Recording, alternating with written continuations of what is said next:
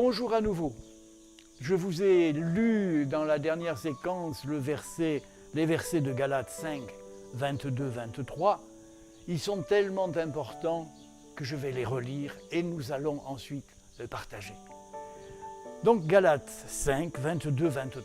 Le fruit de l'esprit, c'est l'amour, la joie, la paix, la patience, la bonté, la bienveillance, la foi, la douceur, la maîtrise de soi. Contre de telles attitudes, il n'y a pas de loi. Ceux qui appartiennent à Jésus-Christ ont crucifié leur nature propre avec ses passions et ses désirs. Si nous vivons par l'Esprit, laissons-nous aussi conduire par l'Esprit. Ce que l'on appelle le fruit de l'Esprit, ce que l'on vient de lire ici, le fruit de l'Esprit, c'est ce qui détermine notre qualité profonde de chrétien. Il est écrit, vous les reconnaîtrez à leurs fruits. Lorsque le chrétien porte ses fruits, alors nous avons la certitude qu'il est vraiment né de nouveau, qu'il vit avec Jésus et qu'il veut jour après jour marcher avec Jésus. Lorsque nous ne voyons pas ce fruit de l'esprit dans une vie, alors nous pouvons nous demander si la nouveauté de vie est réelle ou simplement supposée. Est-ce que tu portes ce fruit de l'esprit? Pose-toi la question, relis ce passage et regarde attentivement si oui ou non tu es dans cette trajectoire, parce que c'est la trajectoire par excellence. Il n'est pas écrit dans la parole de Dieu que on reconnaîtra le chrétien à sa puissance ou à des choses extraordinaires. On le reconnaîtra à sa vie. Et le fruit que porte sa vie, c'est là la qualification première du chrétien réellement né de nouveau, du disciple. Lis attentivement ces versets, ils sont très importants et ils t'expliquent vraiment ce que tu vas vivre en étant en nouveauté de vie.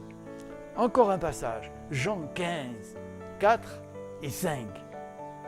Demeurez en moi et je demeurerai en vous. Le sarment ne peut pas porter de fruits par lui-même sans rester attaché au cep. Il en va de même pour vous si vous ne demeurez pas en moi. Je suis le cep, vous êtes les sarments.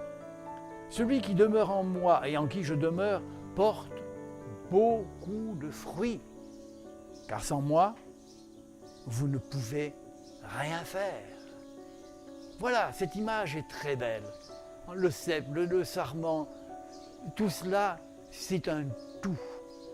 Et on pourrait y passer des heures là-dessus. C'est tellement riche, on pourrait y passer beaucoup de temps. Mais comprenez bien que si le sarment ne demeure pas sur le cep, si on le sectionne, alors il n'a plus de vie. Et s'il n'a plus de vie, il va sécher, il va disparaître.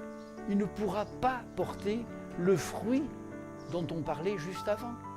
Tu veux porter le fruit de l'esprit? Alors tu dois impérativement être et rester attaché au cep. C'est là que tu peux porter du fruit. Par toi-même, tu ne peux pas. Le sarment par lui-même ne peut pas. Il faut qu'il y ait la sève du cep pour qu'il puisse porter du fruit et le porter en abondance.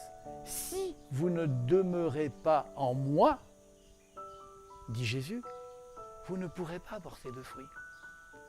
Donc si tu veux vraiment, alors pour avancer dans cette vie nouvelle, veille à rester jour après jour attaché au cep et tu porteras du fruit, naturellement.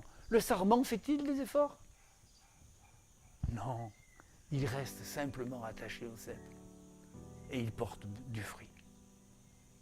J'espère que c'est clair, ces versets sont clairs et qu'ils vont te permettre de progresser. À très bientôt. Au revoir.